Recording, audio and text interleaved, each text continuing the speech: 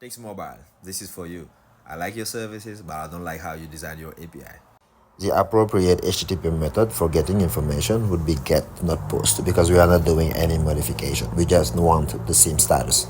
API URLs with all lowercase with a dash if you have to connect to different word, but don't mix the cases, please. Don't do business dash API and SIM status. Here it is mandatory to send both username and user token as post payload for every single request, while you could have just used user token as authorization bearer token.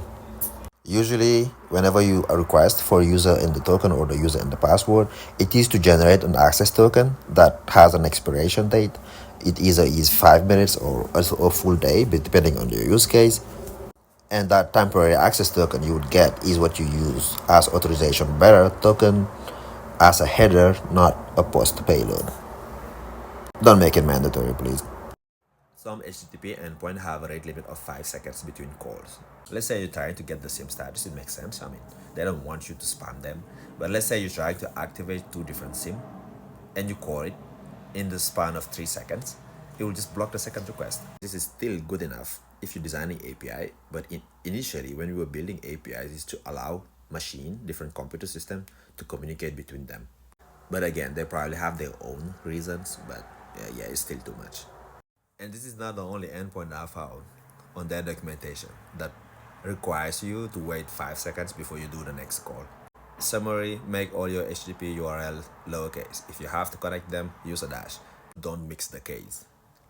If you have to ask for username and password or username and token, do it in a way that allows to generate an access token that will expire after, I don't know, 5 minutes, 1 day, it depends on your use case, and let that user, the one that is consuming your API, to use that token that is generated for the temporary purposes. Also, make it restful, meaning get endpoints for just retrieving things. You are not expecting a get endpoint to do some modification on the servers for the data. A post endpoint is expected to have some change, either adding new information, and if you're trying to update, you'd use put. If you're trying to delete, you would use delete. I know I rambled a lot, but let's try to finish on a positive note. I'm super happy to use their services. It's because it allows me to do most of the operation I just mentioned earlier by myself. The moment I have access and I bought the SIM, they're pretty quick at shipping it. Once you receive it, you just start using it. So great for your IoT projects. In my case, it is with asset tracking using GPSs.